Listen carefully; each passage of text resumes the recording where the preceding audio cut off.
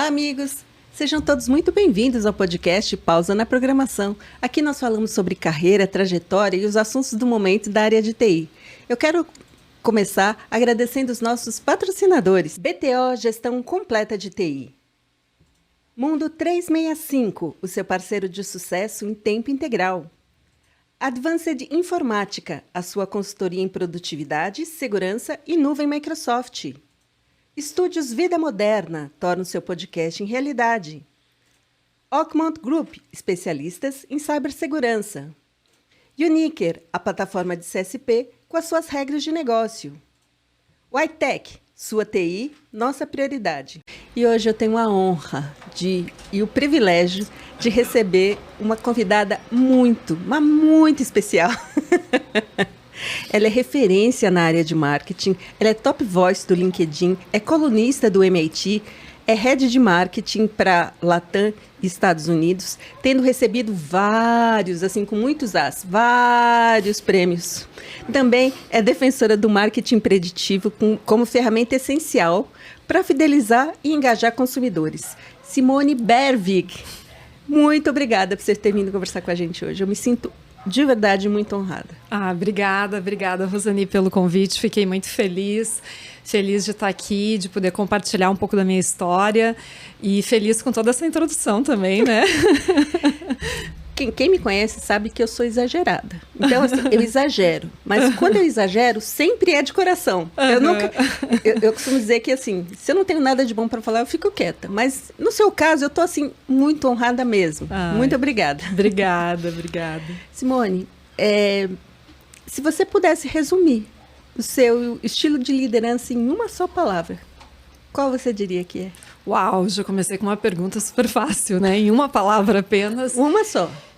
Adaptabilidade. Eu sou uma pessoa que tem uma capacidade de adaptação muito rápida em diferentes cenários, situações, culturas, mercados. Acho que a adaptabilidade seria a palavra. Eu sei que você é uma popstar, né? Tá sempre em podcasts, todo mundo quer te ouvir, as pessoas param para te ouvir. Mas eu queria te pedir para você compartilhar um pouco sobre a sua trajetória aqui com o pessoal que acompanha o Pausa na Programação. Tá bom. Bem, eu sou Simone Bervig, né? Eu sou gaúcha, moro em São Paulo há 11 anos, sou a mãe da Luísa Bervig, que tem 14 anos, uma pré-adolescente.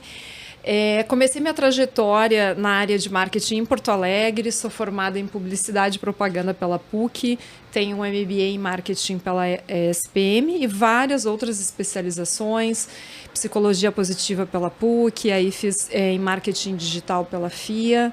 Ano passado fiz um curso, uma especialização online na Harvard sobre leadership, sobre liderança. Sou uma pessoa muito curiosa, além de adaptável, né? Gosto muito de aprender, gosto muito de estudar. Comecei, então, no Sul, trabalhei em agências de propaganda, trabalhei em veículos de comunicação, trabalhei em indústrias B2B na área de energia. E quando eu mudei para São Paulo, eu acabei ingressando no mercado de tecnologia, que foi onde eu me apaixonei, onde eu estou até hoje aí trilhando uma trajetória de crescimento, de muito aprendizado, né? E através das ferramentas de marketing, de go-to-marketing, né, em cadeiras diferentes, aí, seja no Brasil, na América Latina ou fora também nos Estados Unidos, né? Acho que fazendo um rápido overview, né? Uma breve introdução. Eu gosto de correr, falando de vida pessoal, daí um pouco da Simone na vida pessoal. Amo viajar, né? Sou uma pessoa que gosta de conhecer novas culturas, gosto de fazer yoga também, já fiz balé e agora eu estou focada em corrida, né? Nossa Senhora! E Simone, quando começou o seu interesse pela área de marketing? Boa. Então, quando lá atrás, né, quando eu fui ingressar na universidade, que eu fiz PUC, na época, não revelando a idade, existia um teste vocacional, né, que a gente fazia ali para tentar entender aonde a gente tinha mais fit com qual área. E sempre apareceu profissões relacionadas à criatividade ou à área de psicologia, né? E eu, por outro lado, que hoje tudo faz sentido, né? Eu sempre tive uma facilidade e fui muito bem na área de exatas, desde muito nova, né? Então, toda a parte de matemática, de raciocínio lógico, eu sempre fui muito bem. E acabei migrando para uma área de humanas, que hoje, marketing, ele está totalmente ligado com uma área aí de dados, de estratégia, né? Uma parte analítica que tem esse mindset, esse racional aí mais lógico também, né? Então, lá atrás, eu sempre quis trabalhar ou com pessoas, ou com psicologia, ou com comportamento do consumidor, com criatividade, né? Com inovação. Aí resolvi fazer publicidade e comecei a trabalhar com marketing, né? Comecei como redatora publicitária em agências no Rio Grande do Sul. E aí, nessa trajetória de conhecer os clientes, desenvolver as campanhas e entender todo o processo de ferramentas, eu vi, não, o que eu quero é realmente estar no cliente, né? No marketing, no cliente, para o outro lado ali da cadeira, né? Então, acabei migrando daí para a indústria, para o B2B lá. A pessoa que me contratou na época, quando eu fiz essa migração de agência para o B2B, para uma indústria de energia. Inclusive, hoje, ela está em São Paulo, ficamos muito amigas, e ela era CFO dessa empresa e cuidava das contratações de marketing também, junto com a presidência, com o board. E hoje ela é vice-presidente de uma grande empresa do segmento de alimentação, né? Então, ela teve a visão lá atrás, né, de me colocar ali numa caixinha, naquela época, num quadrado muito perfeito para os meus skills, né? Então, assim, eu me descobri, sempre gostei da parte assim de eventos, de contato com o público, de trabalhar com vendas também, trabalhar relacionamento do cliente. Então, tudo que engloba o marketing, né? Sendo que no cliente, né, no B2B, você é muito mais desafiado em termos de ferramentas, né, do que um marketing B2C ali, onde você trabalha um marketing mais massivo, com ferramentas e canais tradicionais, né, de divulgação e de campanhas de geração de demanda. Na vinda para São Paulo, aí eu tinha uma wishlist, né, de empresas que eu queria trabalhar. Aquela coisa, né, chegou em São Paulo, todo mundo que chega em São Paulo, né, desbravando, enfim. E eu tinha realmente uma lista de empresas, né? E é muito interessante, assim, que eu comento que a primeira empresa que eu entrei de tech, que eu acabei tendo a sorte, o privilégio de entrar numa Big Tech, que foi a SAP, né? Algumas pessoas falam SAP, mas é SAP. Eu submeti meu currículo pelo LinkedIn, eu nunca esqueço, assim, que eu vi o job description. Aqui eu estava trabalhando numa indústria, que era B2B e B2C, e essa indústria ela acabou fechando a unidade no Brasil, né? Então, eu fui buscar novas oportunidades, submeti meu currículo lá no LinkedIn, eu pensei, nunca vou ser chamada, né, para trabalhar, porque deve ter alguma indicação, enfim, eu não sou do mercado, não tenho experiência em tech. Bem, resumo, fui chamada, comecei, eu fiz uma entrevista de 1h30, que, gente, eu não conseguia ler as pessoas que estavam me entrevistando, se elas estavam gostando, se elas não estavam, e foi interessante porque eles não foram nos skills técnicos, porque, assim, os hard skills você aprende, né? Agora, os soft skills não tem, é muito difícil, você tem que trabalhar a longo prazo, que são as suas características pessoais, né? E a entrevista foi toda em soft skills. Então, aí eu me dei super bem, né? Porque eu não conhecia o mercado, eu não conhecia o tecnês, eu nunca tinha trabalhado marketing para tecnologia. E você sabe, né, Rosane, que é um mercado super específico, né? Muito fechado, digamos assim, em termos de estratégias, né? Um mercado grande, ao mesmo tempo pequeno, né? Então, acabei sendo escolhida, fiquei muito surpresa, assim, eu saí da entrevista e pensei, não vão me chamar nunca, né? Mas eu estava feliz de estar passando por aquela experiência. Na época, eu fui entrevistada pelo CMO e pela Senior VP da área, né? Então eu achei sensacional, assim, já foi uma aula a entrevista. E foi toda baseada em soft skills, né? Então, aí comecei, fui escolhida, deu aquele frio na barriga, né? Me lembro que na época eu pensei, nossa, será que eu aceito? Eu cheguei a ficar com medo, juro, fiquei com medo. Será que eu vou conseguir, né? E aí a minha família disse, não, mas tu sempre quis, é o que você quer, né? Enfim. E aí nossa, foi uma grande escola, assim, né? Você sabe que tech, a gente brinca que vive 7 anos em um, né? Um mercado extremamente ágil, dinâmico, e aí eu pude mergulhar tanto numa questão de trabalhar o marketing, como olhar vendas e olhar num escopo mais amplo, 360, né? Que hoje eu estou numa cadeira de Go-to-Marketing, GTM, onde você olha 360 graus, né? O modelo de negócios, a empresa. Então, foi um grande aprendizado, né? Onde eu me descobri em outras áreas também, né? E eu acho que é isso. Foi assim que eu fui parar no marketing de tech, né? E não consegui sair até agora. Por enquanto, eu sigo. Mas é interessante você trazer isso, porque a área de marketing ela evoluiu muito, né, Simone? Muito, muito. É uma área A gente não falava de dados em marketing. Não existia marketing data-driven, não existia. Eu acho assim que... Até se você puder trazer um pouquinho. Sem dúvida, sem dúvida. Com certeza. E é legal esse ponto, porque assim, hoje a gente fala muito que o marketing, o que você fez há 6 meses atrás, já está obsoleto hoje, se você for olhar. Não desfaz, assim, você desenvolveu um projeto, você construiu um case, ele não invalida, porém, ele já fica, você já tem que estar olhando lá na frente. Então, é um mercado muito rápido e cada vez em períodos mais curtos, né, de 6 meses, e especialmente como você tocou nesse ponto da tecnologia aí, que a gente fala em dados, a gente fala em inteligência artificial generativa, a gente tem tantas ferramentas, né, e hoje, assim, é uma frase meio clichê, mas ainda tudo é muito novo para nós, né, num mundo inundado de dados, né? A gente ainda não sabe, as empresas não sabem o que fazer com esses dados, como filtrar e como realmente ter uma comunicação tailor-made ali de chegar e provocar o engajamento, né? Que é o hype aí, né? A palavra, eu acho que sempre vai ser o engajamento, mas com um turbilhão de canais que você tem, né? De plataformas. Você é impactado ali por campanhas no Instagram, né? Muitas vezes, ou no LinkedIn, enfim, que está ali mapeando o teu perfil, né? Que está entendendo o que a Rosane gosta, para onde ela viaja, o que ela consome, para converter, para ter um ticket, né? E, ao mesmo tempo, trabalhando o posicionamento de marca, trabalhando branding, né?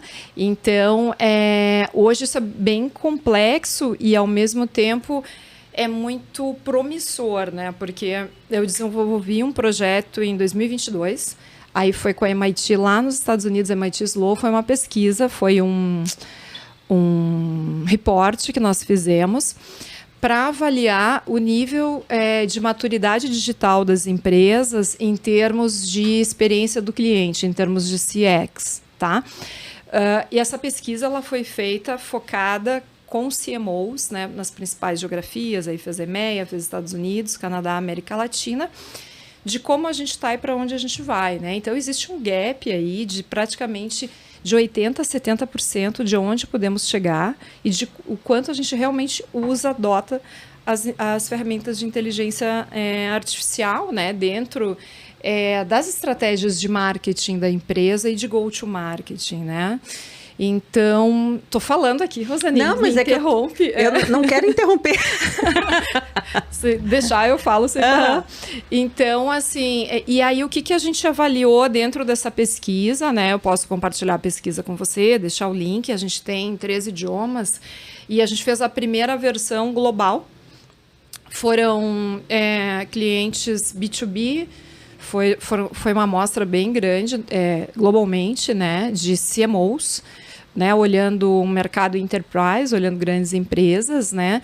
Então, hoje, um fator assim decisivo é que o nível de adoção das ferramentas de inteligência artificial ele está conectado com o nível de maturidade digital da tua empresa. Ainda, nossa, transformação digital é uma coisa já antiga. Nossa, a gente já fala de transformação digital desde lá de 2015, mas ainda é algo, digamos assim, cultural e que você está trabalhando dentro da empresa para implementar. E aí, quando você vai para um recorte de marketing, né, a gente fez a pesquisa global, aí depois teve um drill down para a América Latina e EMEA. Aí, América Latina, a gente teve um case do México, e aí olhando como são as tendências aí de CX, né, de experiência do cliente, por esse viés da inteligência artificial generativa, né? Então, a gente conseguiu ver esse gap que existe, né? Então, hoje... O resultado foi muito diferente? Não foi global, né? A gente está muito globalizado, né? Apesar de Estados Unidos, em algumas ferramentas, estar muito mais evoluído, o movimento global ele é muito parecido, não tiveram muitas diferenças, né? E a América Latina, o que a gente viu na América Latina, né, que já acontece global, mas aqui muito forte, que talvez foi o pequeno traço diferente do reporte global, é a questão da personalização. Então, apareceu a hiperpersonalização como uma tendência de CX, de experiência do cliente para a América Latina. Aí, hoje, você vai ler assim, sobre inteligência artificial generativa. Ontem eu fui num evento que falava sobre moda, mas sobre um viés aí de usar as ferramentas de inteligência artificial para isso, né? E eu achei muito interessante que tudo que a gente falou no repórter há um ano atrás, um ano e meio, apareceu aí, a gente segue ouvindo no mercado, é bem atual, apesar de ter um ano, né? Que é a questão do engajamento, é a questão do quanto eu estou realmente me conectando, porque para eu hiperpersonalizar e ter uma jornada de personalização, eu tenho que conhecer as pessoas, eu tenho que conhecer o meu cliente, especialmente está muito conectado emocionalmente, né? Tem que ser muito verdadeiro, a autenticidade é uma palavra hoje, né? É muito forte em marketing, em posicionamento das marcas, né? Porque são tantas marcas, são tantos canais, eu estou sendo abordada ali direto, né? O que faz eu me conectar com a marca X e com a marca Y, né? E hoje, e interessante que o evento que eu estava ontem, que é totalmente diferente de tecnologia, mas eu gosto de participar e fui convidada, justamente falava sobre isso, né? O quanto a marca ela consegue se conectar de verdade, com autenticidade. Como a gente faz isso, né? No mundo inundado de dados. Então, você tem uma antítese aí, né? Ou você tem muitos dados, e, por outro lado, você tem que conseguir falar one-on-one ali com os seus clientes, né? Você tem que conseguir ser mais pessoal mesmo, né? Então, eu acho que é isso, né? E você acha que é possível hiperpersonalizar, né? Como o resultado da campanha trouxe, num país como o Brasil, que é continental, que tem culturas diferentes... E que também, muitas vezes, a gente não responde pesquisa, né? Mas o brasileiro, ele tá, assim, a América Latina, né, ela tá no segundo lugar em termos de ser heavy user de redes sociais e de consumir. É um público, nós acabamos sendo, assim, as cobaias que a gente fala, né, porque a gente... consome muito o WhatsApp, somos uma das geografias que mais consome áudio, por exemplo. Então, é um terreno, é um solo fértil, né? Que é o que você perguntou. América Latina para isso, né? Se você for olhar, então, né? Simone, eu tenho uma curiosidade sobre você, que é o fato da carreira internacional que você vem percorrendo, né? Hoje você é responsável, quer dizer, há algum tempo já você é responsável por não só Brasil, mas você está num mercado que é Estados Unidos, que é a referência, né? Quando a gente pensa em novas tecnologias, em marketing. Como você... Não é como você conseguiu, mas como que você enxerga esse movimento da internacionalização da Simone? Ah, que legal, boa pergunta. Então, foi uma oportunidade que surgiu no meio da pandemia. A pandemia ela abriu muitas possibilidades, né? Especialmente porque a gente teve que aprender a trabalhar remotamente, né? Trabalhar híbrido. Então, se eu trabalho remoto, eu posso estar em qualquer lugar, eu posso pertencer a uma empresa de qualquer região, porque não tinha o contato físico. A gente teve que aprender a desenvolver toda uma habilidade, né, de conseguir levar resultados, desenvolver projetos dessa forma. Eu comecei a América Latina, comecei Brasil, já é sempre um desafio cultural, uma nova região, né? Não foi planejado, a questão de Estados Unidos acabou acontecendo, né? Nessa minha última experiência, e aonde foi bem num momento que a gente realmente estava 100% em lockdown, não tinha como ter esse contato. Então, favoreceu muito, isso ajudou. Abriu portas, quebrou barreiras que antes, talvez, eu acredito, não sei se seria possível da forma como foi, né? Como que eu vejo? É uma troca muito rica, é uma questão de você levar a sua cultura e, assim como várias coisas estão globalizadas, o marketing, tá? A América Latina também tem projetos, tem cases, exporta playbooks para outras regiões, né? Não só como as principais regiões do mundo, como Estados Unidos, como EMEA, né? Então, eu tive a oportunidade de trabalhar com times globais, numa cadeira de GTM aí, de fazer o rollout de um playbook global, tropicalizar, e também de criar um playbook regional e exportar. Teve projetos que eu desenvolvi na América Latina que foram... que teve um rollout global por todas as regiões e foram traduzidos para todos os idiomas, né? Campanhas e projetos que nasceram daqui. Então, eu naveguei muito bem nisso. Aí, na questão da adaptabilidade, né, que você perguntou, a característica no início, eu vi que eu realmente tenho essa característica, porque foi muito colocada à prova, né? Então, você tem que... ter muita empatia, né? Eu acho que tudo, assim, eu sempre falo isso nos podcasts, são pessoas, né? Tudo começa, termina em relacionamentos, tudo são relacionamentos, você tem que...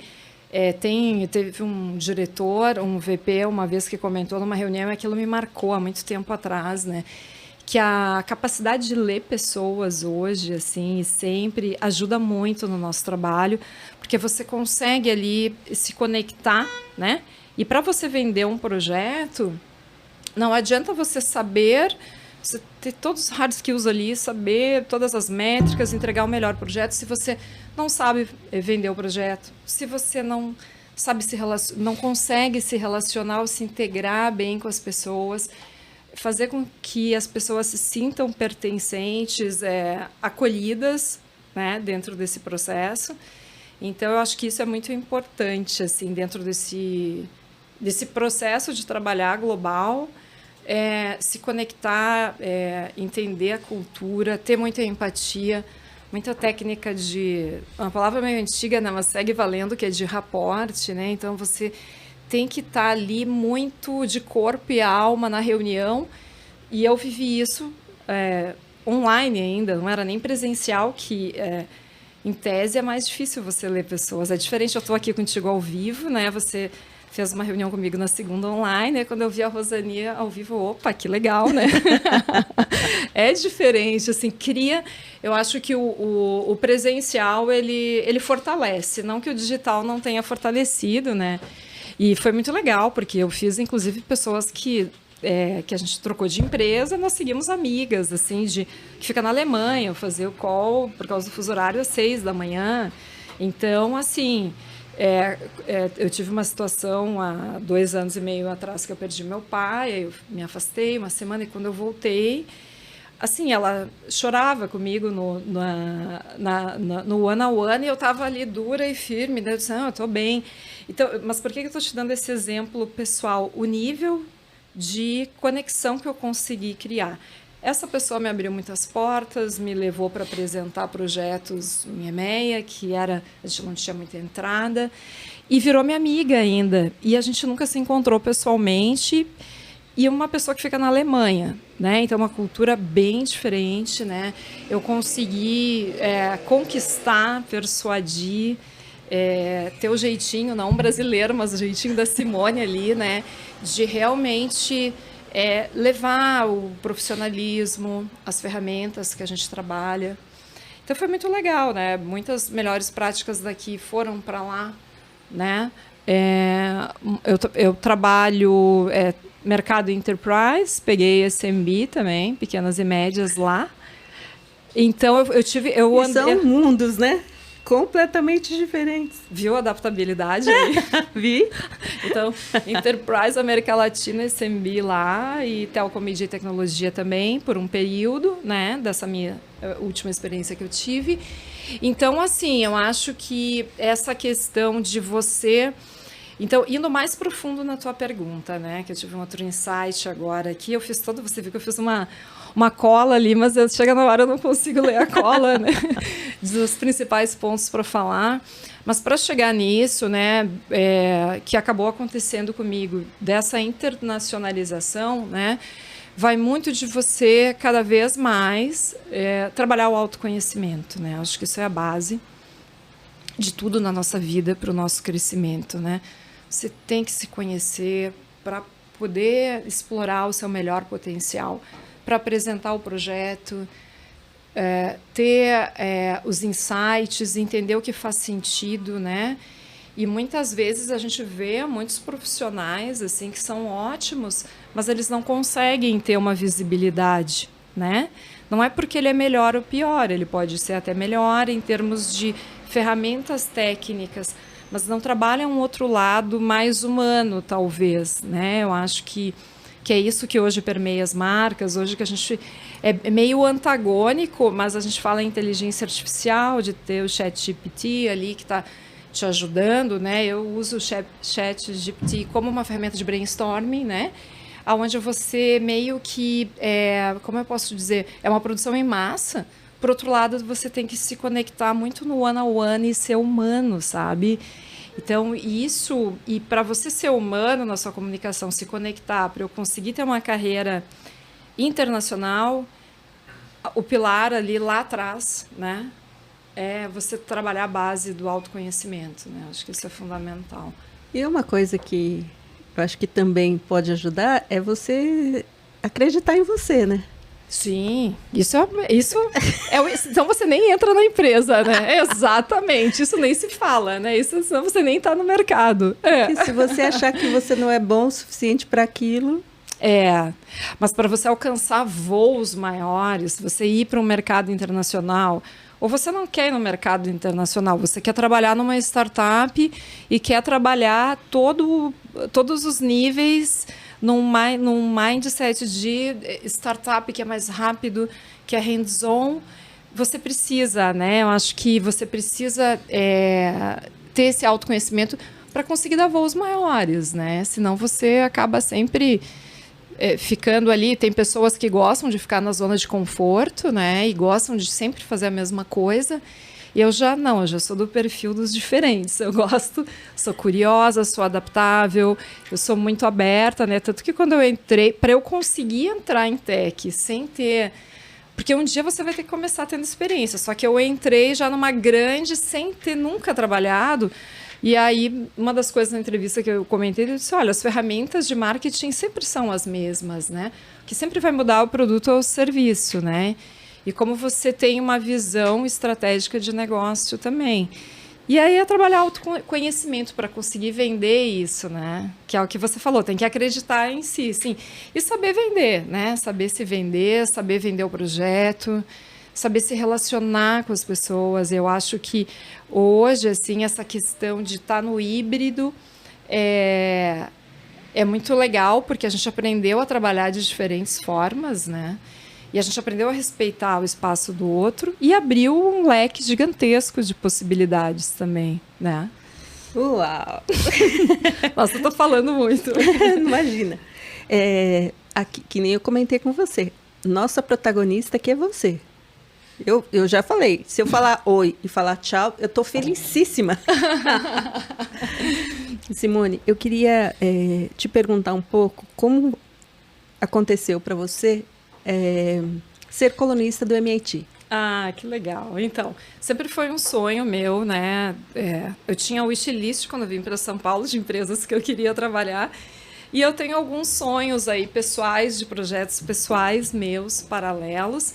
E um deles era ser uma colaboradora e escrever artigos para a MIT Tech Review, né? Que é tudo a ver com o mercado que eu trabalho, tecnologia, fala de tendências, né?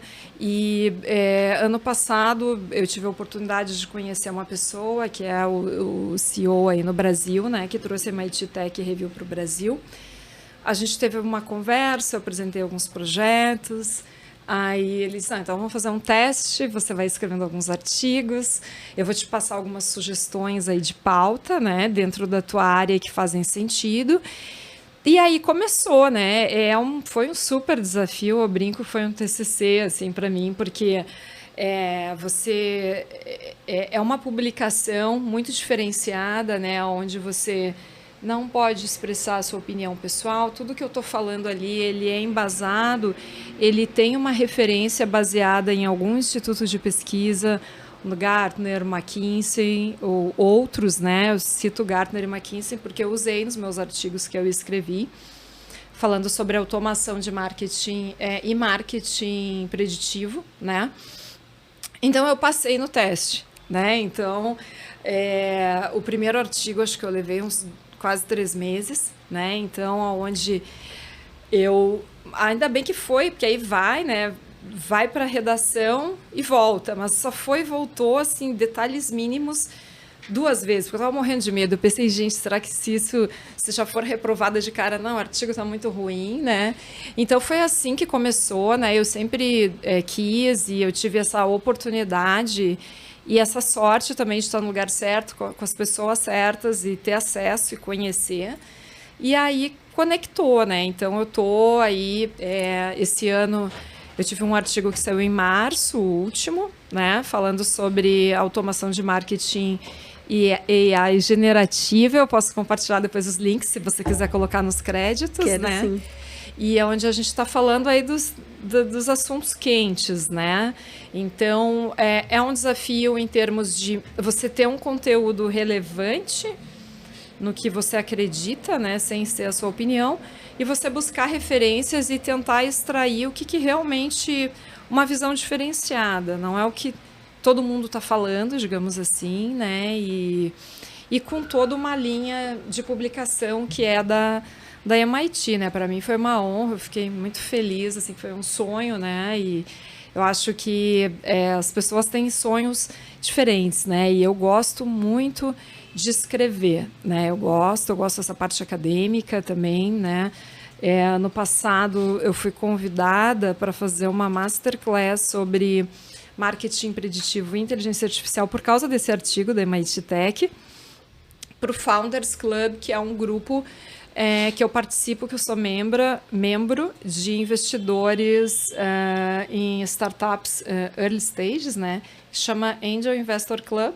E aí tem o Founders Club, né? São os 2 grupos. Eu entrei nesses grupos ano passado. Aí fui convidada a dar uma masterclass sobre isso, aí falando do report, falando de marketing, falando como a gente traz isso para uma realidade hoje de startups, né? Tanto em termos de budget como estrutura, né? Que é muito diferente. Então eu fui me descobrindo, assim, gostei bastante, né? E em paralelo eu entrei num outro grupo de mentoria no passado também, que eu não sei se você conhece, que é a Angel Us, que é de mentoras mulheres, aí para liderança feminina também, né, para compartilhar o conhecimento, né? Eu acho que o compartilhar conhecimento é sempre uma troca, né? Você vai para dar mentoria, você acaba aprendendo aí com o mentorado, né? Então me descobrir. Mas, assim, foi a MIT para mim é a cereja do bolo, assim, é uma coisa que eu gosto, né, os olhos brilham, né, que eu gosto muito realmente de fazer, né, que eu gosto de escrever. E é interessante que você disse que o artigo você levou 3 meses para escrever. Não foram 3 segundos, né, Simone? Não. O que a gente vê hoje em dia, eu tenho um amigo que chama Michel Pereira, e o Michel, ele é diretor de dados e inteligência artificial na Microsoft. E a gente fez um episódio aqui, está aqui no nosso canal do Pausando a Programação, que a gente brincou, que é o lado B da inteligência artificial generativa. Que legal, vou assistir, Não, assistir porque, esse episódio. E aí, ele trouxe alguns casos de não uso da inteligência artificial, né? E uma coisa que ele sempre fala é que as pessoas se autodefinem, né, especialista em inteligência artificial. E aí ele fala assim, mas se essa pessoa é especialista, e o pessoal do meu time que está diretamente envolvido com isso, é o quê, né? E aí você vê aqueles textões, aquele negócio que você fala assim... Normalmente a gente faz o quê? Bate o olho no... Aí já começa a ver insights valiosos, frases, não sei o quê, aspas que às vezes a pessoa esquece de tirar. E aí seria, eu estou dizendo, do mau uso de uma ferramenta que tem um baita poder de te ajudar. Exatamente. Muito legal, vou assistir esse episódio. Fiquei curiosa, quero ver mais histórias de caso, o lado B, aliás. Né? O Michel é maravilhoso. Mas 3 meses até ser publicado, foram exatamente 2 meses e meio, mas isso, né? Agora o segundo foi mais rápido, o segundo eu já consegui fazer em 1 mês, já tinha perdido lá o medo, já entendi como funciona o racional e tem todas as regras assim que você tem que seguir de palavras, de tudo, de texto, né? Já tem um próximo em vista? Tenho, mas é segredo, não vou dar spoiler, Eu tentei. Não posso dar spoiler. Mas olha, eu quero sugerir de coração que você siga a Simone Bervig no LinkedIn. Isso que ela comentou agora está nos destaques do LinkedIn dela. E assim, vale super a pena você prestigiar o trabalho que ela tem feito. Eu acho que uma das grandes habilidades, e você também é muito reconhecida por ser uma líder, né, na área, não só na área de marketing, mas na vida. Né? Eu queria pedir para você quais características, quais soft skills você entende que a gente precisa desenvolver para ser Simone Bervig. Opa, nossa, que responsabilidade. Então, você é referência, Simone. Então, é uma construção, né? Mas a gente sabe que eu sempre falo assim, às vezes a gente não é tão boa, mas a gente vai tentando até a gente ficar. Exato, é isso aí. Então, assim, segue Simone, começa a copiar Simone, sabe? Fala como Simone, mexe no cabelo como Simone. Adorei. Olha que hoje eu não estou mexendo muito no cabelo. Então, eu acho que você perguntou 3? Características que você entende que são interessantes. Eu acho assim que hoje é sempre estar estudando, né? Buscando conhecimento, sendo curioso, olhando o mercado de uma forma assim mais ampla, não só o que você faz, né? Porque como a gente falou antes, tudo muito rápido, né? Em marketing, daqui a pouco, foi super legal o que eu fiz há 6 meses, mas em 6 meses já, sei lá, vamos supor, a IA generativa não é o hype, ou eu estou focada, hoje a gente fala em engajamento. Eu acho que estar muito curioso e atento a aprender, entender histórias assim de mercado, né, de outros segmentos e não só de concorrentes. Eu acho que estudar é um caminho lifelong learning, né, que ele é um caminho infinito, né, que vai com a gente até o final da vida. É um dos conselhos que eu dou, né? O segundo pilar, né, não que seja necessariamente nessa mesma ordem, trabalhar o autoconhecimento, né, seja num processo de coach, seja tendo um mentor, né, tendo pessoas que te inspiram no mercado, desde um livro, que você gosta que seja referência global, desde um mentor que está dentro da tua empresa ou que é do mercado e você chama para ser o seu mentor, seja um processo de coach, seja uma terapia também, né? Seja um processo de autoconhecimento, isso é fundamental para você conseguir desabrochar, se conhecer e até entender, poxa, será que eu realmente sou boa nisso? Eu não deveria estar na área de marketing. Não sei, deveria estar numa área de vendas, de uma área de operações, eu tenho potencial. Hoje, você ter essa possibilidade, né? Você ter recursos para se conhecer, para realmente fazer o que realmente você tem de mais... de maiores qualidades, onde você pode entregar mais, é muito valioso, né? Você trabalhar isso.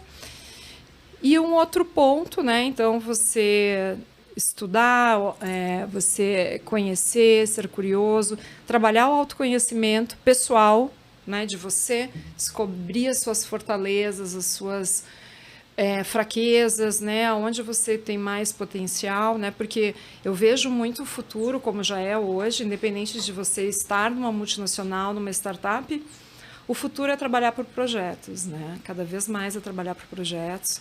Então, para você conseguir se encaixar nos projetos, você tem que saber onde você... Porque às vezes a gente se perde um pouco também, é normal. Você faz anos a mesma coisa, você está no modo automático ali, e daqui a pouco você pode despontar, talvez migrando um pouquinho para o lado, sabe? Então, o autoconhecimento é importante. E o último ponto é você conhecer, gostar de se relacionar com pessoas, trabalhar a empatia. Eu acho que isso é muito importante, relacionamentos, né? Eu acho que... Vê que interessante que eu só falei de soft skills, né? Mas foi o que você perguntou. Então, eu acho que isso é uma base muito forte. Porque a hard skill você estuda, né? Você treina ali, você faz, enfim... Contrata alguém para fazer. Exato, exatamente. Então, eu acho assim que essa é uma base muito forte. Então, você está sempre estudando, você está aprendendo, você tem essa questão de se conhecer, do autoconhecimento e cada vez mais fortalecer esse pilar e trabalhar uma parte de empatia, de como você se relaciona com as pessoas, né? Porque isso, na pandemia, a gente aprendeu muito, né? Porque a gente foi desafiado. Então, poxa, eu só trabalho online, eu acho que eu me relaciono bem com as pessoas, né? E aí é uma jornada que é muito sutil. A gente, às vezes, perde e ganha muitas oportunidades nessas habilidades de relacionamento, né? E Simone, como é que você vê, como é que você avalia que nós estamos quando a gente olha para a diversidade na área de tecnologia? Ótima pergunta. Então, teve um podcast que eu gravei ano passado, né, que perguntaram para mim, quando eu recebia propostas de outras empresas, o que fazia brilhar o olho, o que fazia fazer esse movimento, né? Então, um dos meus statements é justamente essa questão de diversidade e inclusão, né? E aí você pergunta num escopo de tech, mas hoje a gente vê as empresas de todos os segmentos, de uma maneira geral, muito focadas nisso. Eu vejo que o mercado está caminhando, eu diria que a passos médios, né? E tecnologia, por ser algo mais que, em tese, temos que estar à frente, inovação, eu vejo isso muito real, assim, dentro das empresas, né? E eu vejo isso tão positivo, né? Tão agregador, né? E eu acredito que até essa própria questão, né? Se você for pensar, assim, você falou de diversidade, a gente olha por um viés mais tradicional de diversidade e inclusão, né? Mas esse processo que eu passei alguns anos atrás de trabalhar com outras geografias não deixa de ser, né? Latinos, né? Americanos, você está trabalhando uma questão de diversidade por um outro escopo, né? Por um outro viés. Então, eu vejo que isso é o futuro, eu vejo cada vez ganhando mais espaço, né? E várias entrevistas que eu assisto e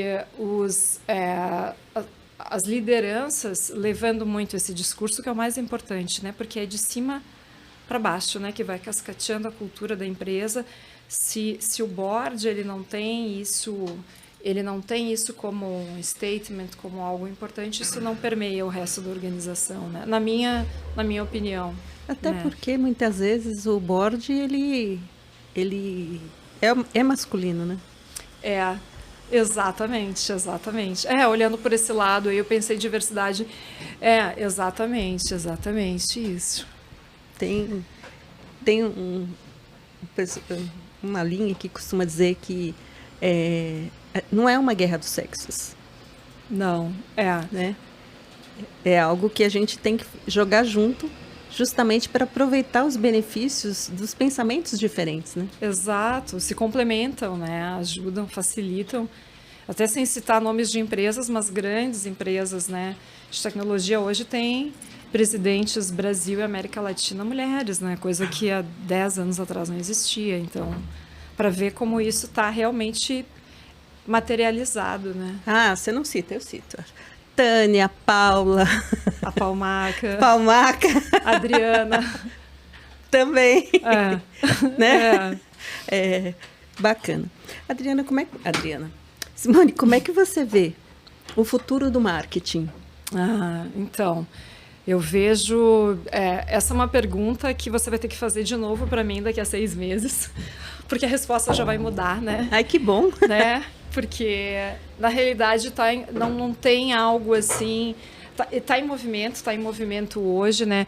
Eu vejo muito hoje a questão de trabalhar a inteligência artificial com o humano cada vez mais, com um refinamento, com uma sofisticação de percepção para entender as pessoas, para entender, conhecer as suas audiências, para conseguir cada vez mais achar mecanismos de, ao mesmo tempo, você tem não é massificar, mas entregar um grande volume de comunicação e, ao mesmo tempo, estar falando ali olho no olho com o que a Rosani gosta.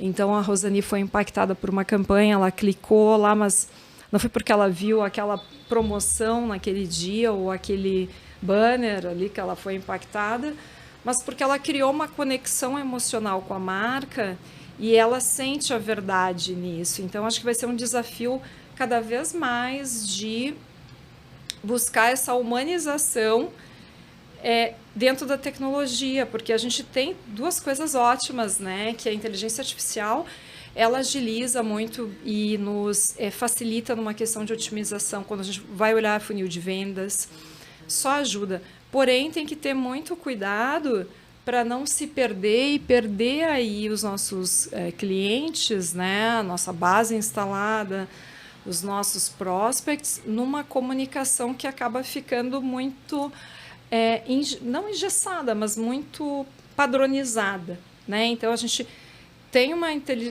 a tecnologia, mas a gente vai ter que usar muito o lado humano ali para conseguir usar da melhor forma, ter a melhor sabedoria, né? Então, tem até um livro que eu recomendo, assim, que fala sobre isso, que é o Fuse e o Tech, né? Que é a turma lá de Stanford, o pessoal das humanas e das exatas, falando justamente sobre esse paradoxo, né? De como a inteligência artificial e as ciências humanas trabalham juntos e como isso vai evoluir. É um livro bem bacana do Scott Yarley, o nome dele, depois eu passo, que fala um pouquinho mais sobre isso, um pouco mais embasado. É um livro de 1 ano e meio atrás. Eu tenho uma curiosidade. Eu queria saber quem são ou as pessoas que te inspiram. Porque você é uma pessoa que me inspira. Obrigada. Bem, eu tenho uma pessoa que não está mais aqui, mas que me inspirou muito na minha vida, em toda a minha trajetória, que é o meu pai, né? Eu acho que o meu pai, ele transmitiu para mim todos os valores, mesmo sendo de um mercado completamente diferente, enfim, ele me deu toda uma bagagem emocional, de visão, de ver a vida, de valores, que é a principal pessoa que me inspira na minha vida, meu pai. Aí de mulheres, são tantas, né? A gente fica até com o coração partido de escolher alguns nomes, né? Mas, assim, eu acho que eu vejo... Deixa eu pensar. Se você quiser, de repente, falar um perfil... Tá, um perfil de pessoas, assim. Porque eu consumo... Para não se comprometer? Para não deixar ninguém com ciúmes. Não falou meu nome, né? Deixa eu pensar aqui. Eu acho que talvez esse mundo de tecnologia aí, onde a gente começou muito trabalhando essa questão de startups de alguns anos para cá, que foi acelerando, crescendo, ganhou representatividade, e a gente vê movimentos assim tão rápidos de fusões, aquisições de empresas, grandes corporações tendo movimentos internos, né, de aquisições como startups dentro, né? Então, eu acho que esses escritores nessa linha que vieram falando sobre isso, como o Naval, eu acho que é uma das pessoas que me inspiram. Ele é um visionário, assim, em relação a isso. E são três referências. E deixa eu pensar. Em termos de carreira, assim, eu acho que... eu não vou citar nomes, eu ia falar o nome de uma pessoa, mas eu acho que eu busco assim um pouco de cada personalidade, um pouco de cada mercado, né? Mas eu diria que o Naval é uma grande referência, né? Acho que o Almanac é um livro que ele tem que é super referência para quem é de tech, inclusive fala bastante sobre esse livro, e ele é uma referência. Eu não vou citar, eu prefiro não citar. Tá bom. Eu queria pedir para você agora olhar para aquela câmera ali e deixar um recado para quem está nos assistindo. Tá. Bem, então, primeiro, é um privilégio estar aqui mais uma vez. Obrigada pelo convite. Quero falar aqui para vocês que nessa vida a gente tem que buscar o autoconhecimento, ter esse tempo de parar, de olhar para dentro, para realmente entender onde estamos, aonde podemos chegar, né? Quanto mais a gente trabalha essa ferramenta do autoconhecimento, a gente desabrocha no profissional, a gente desabrocha aí e consegue trilhar grandes carreiras, né? Quando você realmente se conhece, o que você realmente tem paixão, aquilo que você gosta, que faz, né, os seus olhos brilharem ali. A mensagem que eu quero deixar invistam no autoconhecimento, porque às vezes é tão difícil parar e olhar, é muito mais fácil pegar fórmulas prontas, que são rápidas, né, e muitas vezes a gente se ilude e não quer parar para olhar, sendo que quando você tem esse momento, você avança aí muitas casas, muitas vezes muito mais rápido. Esse é o meu recado que eu quero deixar. E para a gente finalizar, eu quero perguntar para você como é o seu momento pausa na programação, quando você recarrega a sua energia, você relaxa, se inspira. Então, meu momento pausa quando eu estou com a minha filha, né? Então é uma delícia estar com ela. Qualquer programação com a minha filha é uma pausa, né? Eu gosto muito de viajar, gosto de ir para a praia. Já surfei de bodyboarding, hoje eu não surfo mais. Hoje eu gosto também de correr, é algo que me reseta, né? Corrida. E eu gosto de meditar, comecei a fazer meditação também. Eu acho que a meditação para começar o dia é algo que me renova, assim, aqueles 15, 30 minutos que eu consigo ter pela manhã. É a minha pausa. Que bacana. Obrigada. Eu amei conversar com você. Obrigada, Rosane. Espero que o público goste e até a próxima, né? Não tem como não gostar. Meu amigo, minha amiga, muito obrigada por você estar acompanhando a gente aqui. Quero te convidar a seguir o Pausa na Programação no Instagram. Quero te convidar a se inscrever no nosso canal do YouTube. Deixa lá um comentário bacana para Simone, para ela ler. E até a próxima semana. Obrigada. Tchau, tchau.